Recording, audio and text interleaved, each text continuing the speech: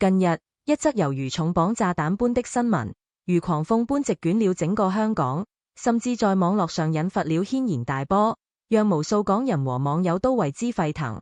陳秀珠兒子生父身份竟然曝光了，而且疑似是黃日華。這一消息瞬間打破了娛樂圈的平靜，牽動着全港人的心弦。一場牽動全港的大戲就此拉開帷幕。先來說說近期陳秀珠和黃日華的動態。陳秀珠，這位曾經的 TVB 資深女星，自2021年宣布離巢後，便過上了半隱退的生活。她偶爾會在社交平台上分享自己的生活點滴，比如之前和周潤發、黃日華等老友相約爬山的照片，就曾引發網友們的一波回憶殺。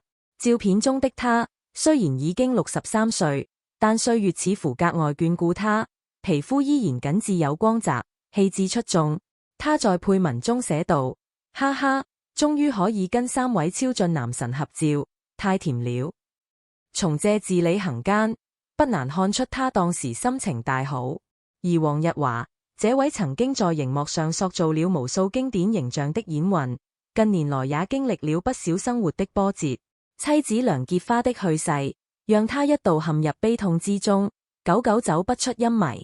不過，在親人和好友的陪伴下，他逐漸走出了喪妻之痛。這大半年來，他除了爬山，船經常參加聚會。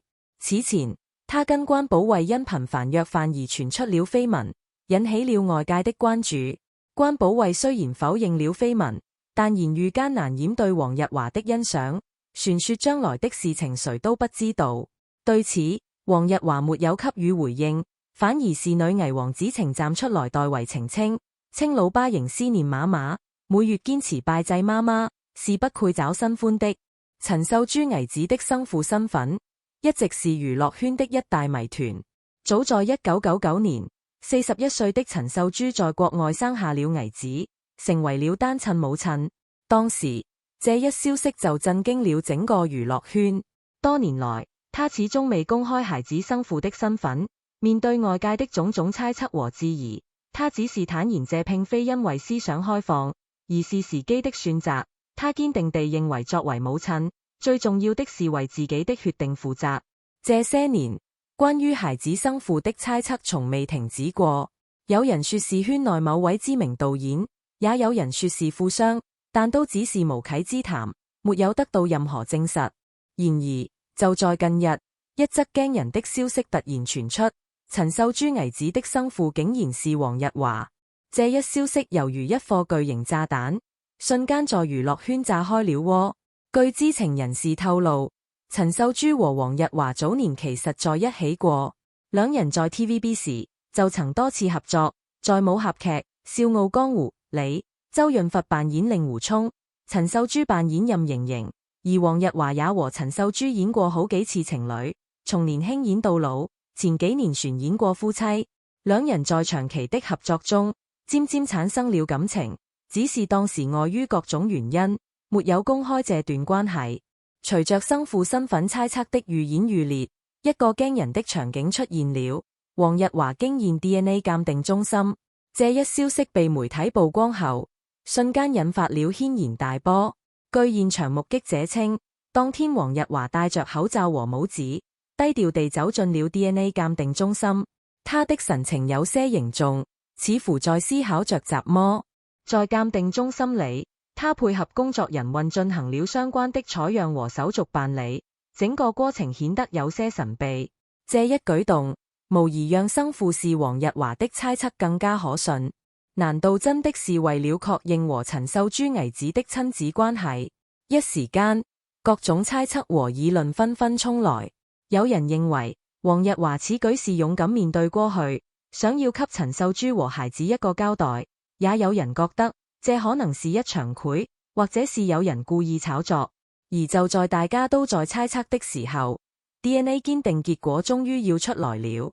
據內部人士爆料，鑑定結果顯示黃日華和陳秀珠兒子確實存在親子關係。這一列果如同晴天霹靂，讓所有人都震驚不已。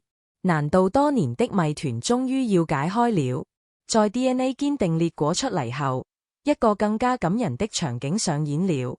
陳秀珠帶着倪子和黃日華在醫院相聚了。當天，醫院裏人來人往，氣氛有些緊張。陳秀珠帶着倪子早早地來到了醫院，她的眼神中既有期待，又有擔憂。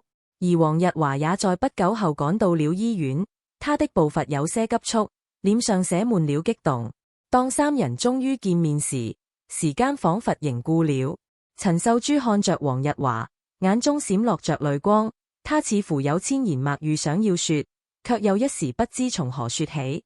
而黃日華看着眼前這個已經長大成人的孩子，心中五味雜陳。他緩緩地走向孩子，伸出了雙手。孩子看着黃日華，眼中滿是疑惑和陌生，但又有一種莫名的親切感。就在這一刻，黃日華緊緊地抱住了孩子，淚水奪眶而出。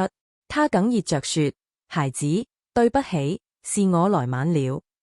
孩子被這突如其來的擁抱和話語弄得有些不知所措，但很快，他也感受到了黃日華的真誠和愛意，他的眼淚也止不住地流了下來。陳秀珠站在一旁，看着這一幕，也忍不住淚流滿面。這一刻，失散多年的父子終於相認，他們的淚水洗在了醫院的地上，也洗在了所有人的心裡。那麼，陳秀珠和黃日華當年究竟有着怎樣的感情糾葛呢？據一位曾經和陳秀珠、黃日華共事過的圈內人士透露，當年兩人在合作過程中，確實產生了深厚的感情。他們經常一起討論劇本，互相照顧，感情在不知不覺中升溫。然而，當時黃日華已經有了女友，而且兩人的事業都處於上升期，他們害怕公開這段感情會影響到彼此的事業和形象，所以一直選擇將這份感情深埋在心底。後來，陳秀珠發現自己懷孕了，她陷入了兩難的境地。一方面，她深愛着黃日華，希望留下這個孩子；另一方面，她又擔心這個孩子的到來會給黃日華帶來麻煩，也會影響到自己的事業。經過一番痛苦的掙扎，她最終決定獨自生下這個孩子。她覺得這是她和黃日華愛情的烈徵，她要為自己的決定負責。而黃日華當時並不知道陳秀珠懷孕的事情，直到多年後，他才從一些渠道得知了這個消息。他心中充滿了愧疚和自責，覺得自己沒有盡到一個父親的責任。所以，當他得知可以通過 DNA 堅定確認親子關係時，他毫不猶豫地去了。這一事件曝光後，娛樂圈瞬間炸開了鍋，眾多明星紛紛發表自己的看法。有的明星表示理解陳秀珠和黃日華的選擇，認為感情的事情很複雜，每個人都有自己的難處。也有的明星認為，作為公眾人物，應該對自己的行為負責，不應該讓這樣的事情影響到公眾的價值觀。而公眾的反應更是熱烈，在網絡上，關於這一事件的討論鋪天蓋地。有的網友表示祝福，認為失散多年的父子終於相認是一件好事，希望他們以後能夠幸福。也有的網友對此表示質疑，認為這可能是一場炒作，是為了吸引眼球。船有一些網友開始反思娛樂圈的價值觀，認為娛樂圈過於注重名利，忽略了感情和家庭的重要性。雖然目前 DNA 堅定結果顯示黃日華是陳秀珠兒子的生父，但這一事件仍然存在許多懸念。首先，黃日華和陳秀珠兒子相認後，他們的關係會如何發展？黃日華會承擔起作為父親的責任嗎？他會和陳秀珠重新走到一起嗎？這些都是未知數。其次，這一事件對黃日華和陳秀珠的事業會產生怎樣的影響？黃日華一直以來都是觀眾心目中的好演員，他的形象一直很正面。而陳秀珠雖然已經半隱退，但他在觀眾心中也有着一定的地位。這一事件曝光後，他們的形象是否會受到影響？他們的演藝事業是否會因此而受到波折？另外，關於這一事件的真相，是否真的如此簡單？會不會還有其他不為人知的秘密？這些都讓整個事件充滿了懸念，也讓公眾對後續的發展充滿了期待。陳秀珠兒子生父身份曝光這一事件，無疑是娛樂圈近年來的一大傳奇。他牽扯到了兩位知名明星的感情糾葛，也引發了公眾對娛樂圈價值觀的思考。在這個充滿名利和誘惑的娛樂圈裡，感情似乎變得有些脆弱和複雜。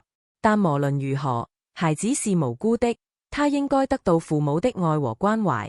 希望黃日華和陳秀珠能夠妥善處理好這一事件，給孩子一個溫暖的成長環境。同時，也希望娛樂圈能夠更加注重藝人的品德和價值觀培養，讓這個行業充滿更多的正能量。這場牽動全港的大戲，船在繼續上演，讓我們拭目以待，看看後續船會有怎樣的發展。